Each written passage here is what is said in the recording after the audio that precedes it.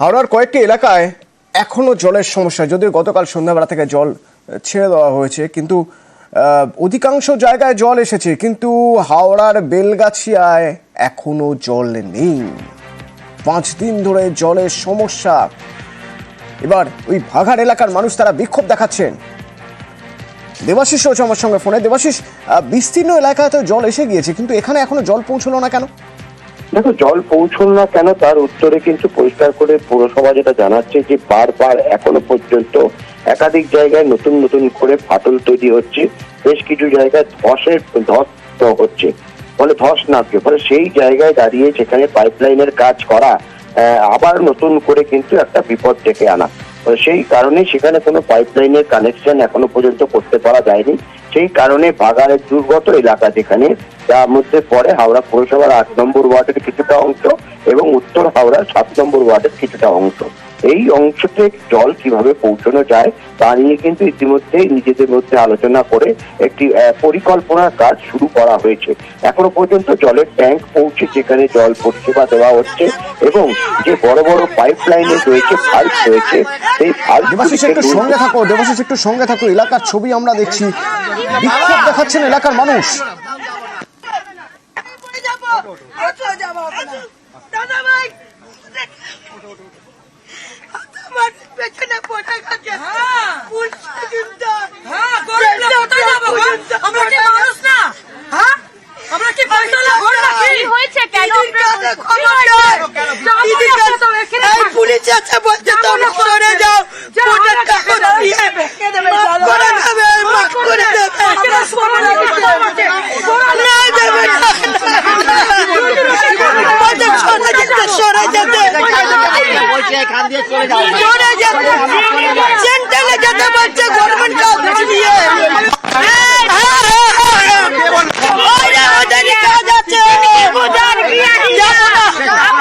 আমি যাবো না, এখানে মরবো বাবা, সোনা বাবা, এখানে মরবো।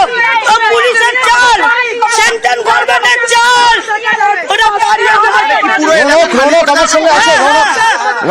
রৌনক, একটু তোমার থেকে জানতে চাইবো, মানুষ বিক্ষোভ দেখাচ্ছেন, রাস্তায় শুয়ে পড়ছেন বিক্ষোভ দেখাতে দেখাতে, কেন, কিসের বিক্ষোভ?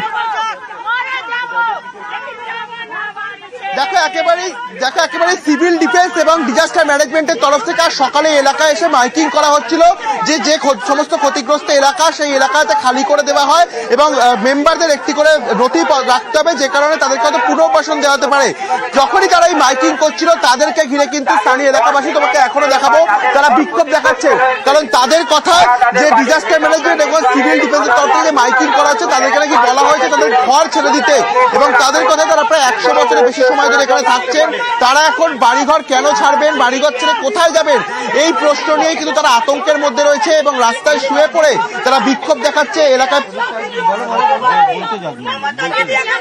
ডিজাস্টার ম্যানেজমেন্ট অ্যান্ড সিভিল ডিফেন্সের তরফ থেকে ভাগাড় এলাকার সমস্ত বাসিন্দাকে জানানো যাচ্ছে, যাদের ঘর ভেঙে গেছে বা যাদের ঘর ক্ষতিগ্রস্ত হয়েছে,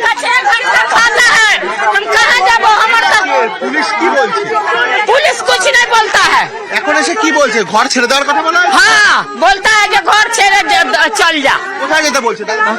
সেন্টারে চলে যাও। हाँ, सेंटर में। কোন সেন্টার? अब की जाने किया? কি বাড়ি কি ভেঙে দেওয়ার কথা বলা? हाँ, बारिश बोलता है जब छेड़े चल जा, बोलम गुलजेर কতগুলো বাড়ি ভাঙার কথা বলা হয়েছে? सब भांग दे। हाँ, কিন্তু এই বাড়িগুলোর যে অবস্থা, বাড়িগুলো তো থাকা যাবে না, যে কোনো দিন দুর্ঘটনা ঘটবে। রৌনক, একটু জানা সম্ভব যে ওরা কি ভাবছেন, কি চাইছেন ওরা? পুরো ঘর মানে মিনিমাম ধরুন 100 উপরে ঘর হবে, 100-200 ঘর হবে। এইটা পুলিশরা এসে বলছে ছাত্রদের ক্লাবে চলে যাও, যদি ছাত্রদের ক্লাবে আমি অপতকালে যদি ছেড়ে চলে যাই, রাত্রেবেলা এসে বুলডোজার তো ভেঙে দিয়ে আমরা রাষ্ট্রীয় বলে ছাত্রদলের ক্লাবে দিয়ে গেলে ওখানে চলে যাও, তাহলে আমরা যাবো কোথায়? সেক্ষেত্রে পুলিশের তরফ থেকে বলা হচ্ছে এলাকা ছেড়ে দেওয়া। তার মানে ওরা কি চাইছেন? ওদের দাবি কি পুনর্বাসন, তাদের একটা থাকার জায়গা দেওয়া হোক, পাকাপাকি থাকার জায়গা চাইছেন ওরা? সুবিধার জন্য পুনর্বাসন দেওয়া হচ্ছে। পুনর্বাসন কোথায় দেওয়া হচ্ছে? ওখানে থাকার জন্য বলছে সেন্টার দেওয়া হচ্ছে। লাস্টে আবার বলবে কি স্কুল খালি করে দাও, তাহলে কোথায় যাবো? আতঙ্ক রয়েছেন ঘর ভেঙে দেবে। হ্যাঁ, ঘর ভেঙে দেবে। পুলিশ কি বলেছে ভেঙে দেওয়া হবে? হ্যাঁ, পুলিশ তো বলেনি, লেকিন বলছে খালি করে দিতে, তাহলে মানে কি হলো? মানুষগুলো ঘর খালি করার কথা বলেছে। মানে পুরো ঘর মানে 100-200 ঘর তো হবে। আমার নাম নরেশ পাসওয়ান।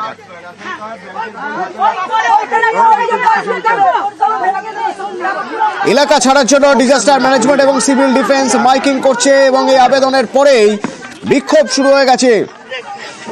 মাইকিং করা হচ্ছে যে Aadhaar card, voter card, bank passbook যেন নিজের কাছে রাখে, প্রয়োজন হবে তারা যেন ঘর খালি করে রিলিফ সেন্টারে পৌঁছন, কিন্তু ঘর তারা ছাড়তে রাজি নন।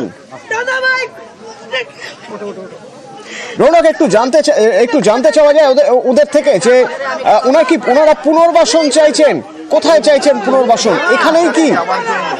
তারা আতঙ্কের মধ্যে রয়েছে এবং তাদের দাবি যে তারা বাড়ি ছেড়ে যাবেন না, কারণ তারা মনে করছেন তাদের এই বাড়ি ভেঙে দেওয়া হবে। রৌনক, কি আমার কথা শুনতে পাচ্ছেন? ক্ষতিগ্রস্ত বাড়ি। হাওড়ার বেলগাছিয়ার ছবি দেখছেন সেই ভাগাড়ের পাশের ছবি, যেখানে ডিজাস্টার ম্যানেজমেন্ট এবং সিভিল ডিফেন্সের মানুষ, সিভিল ডিফেন্স থেকে সে মাইকিং করা হচ্ছে যে যারা ক্ষতিগ্রস্ত হচ্ছেন তারা যেন তাদের বাড়ির একজন অন্তত মেম্বার যেন আধার কার্ড, ভোটার কার্ড এবং ব্যাংক পাসবুক নিজের কাছে রাখেন, যে কোনো সময় দরকার হতে পারে। তাদের মধ্যে একটা ভয় তৈরি হয়ে গিয়েছে, তাহলে এই বাড়ি ছেড়ে তো চলে যেতে হবে, তাহলে যাবেন কোথায়? তারা রিলিফ সেন্টারে কাটাবেন সারা জীবন, এতদিন ধরে, এত বছর ধরে তারা রয়ে গেছেন এখানে, তারা কোথায় যাবেন? তাদের মধ্যে সেই টেনশন কাজ করছে, ভয়ে রয়েছেন তারা। দাদা ভাই আমার পেছনে পড়ে গেছে, আমি কোথাও যাব না, এখানেই বলবো।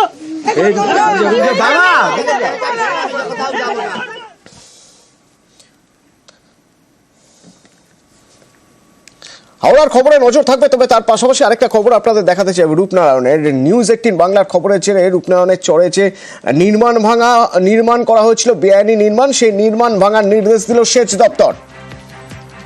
কোলাঘাটে রূপনারায়ণের চরে নির্মাণ হচ্ছিল, আমরা সেই খবর দেখাই। তারপর এবার পদক্ষেপ। সুজিত রয়েছেন আমার সঙ্গে। সুজিত, খবর দেখানোর পরে তাহলে কি টনক নড়ল, নাকি অনেকদিন ধরে যে অভিযোগ আসছিল সেই অভিযোগের পরেই পদক্ষেপ হলো? মানুষ বলছেন যে নিউজ 18 বাংলার খবরের পরেই টনক লড়েছে এবং সেখানে বলা হচ্ছে নিউজ 18 বাংলার খবরের যে কোলাঘাটে রূপনারায়ণ সংলগ্ন যে নদীর চর রয়েছে তার উপর নির্মীয়মান অবৈধ নির্মাণ 7 দিনের মধ্যে ভেঙে ফেলার নির্দেশ দিল সেই দপ্তর এবং লিখিতভাবে সেই নোটিশ জারি করেছে, না হলে প্রশাসনিক ব্যবস্থা নেবে। তারা এতদিন কেন ব্যবস্থা নেওয়া হয়নি সেই প্রশ্ন কিন্তু আন্দোলনকারী স্থানীয় বাসিন্দারা অতনু বলতে শুরু করেছেন। তারা তাদের বলার কথা, কারণ 1 বছর ধরে তারা বলে আসছেন কিন্তু কাজ হয়নি। নিউজ 18 বাংলায় কয়েকদিন আগেই খবরটা প্রকাশিত হয়েছে এবং খবরে দেখানো হয়েছে মানুষজন সরব হয়েছেন, বিক্ষোভ দেখাচ্ছেন, তারা আন্দোলন করছেন। সেই খবরের পরপর এই নোটিশ জারি, এখন দেখার খাতায় কলমে নোটিশ জারি হলো কাজে, অর্থাৎ কিনা এই ভাঙার কাজটা কত দ্রুততার সঙ্গে করে প্রশাসন, সেদিকেও নজর থাকবে মানুষের, আমাদেরও থাকবে। অতনু, ধন্যবাদ। এখানে অবৈধ নির্মাণ একটা হয়েছিল, তো গ্রামবাসী জানার পর ওটা আন্দোলন একটা হয়, তো নিউজ 18 খবর করেছিলেন, তো আশা করবো একটা নোটিশ দিয়ে গেছে সরকার থেকে, খুব দ্রুত ওটা ভেঙে নিলে ভালো হয়। নিউজ 18 খবরটা দেখানো হয়েছিল, তার জন্য আমরা খুব ধন্যবাদ যে এই খবরটা দেখানোর জন্য।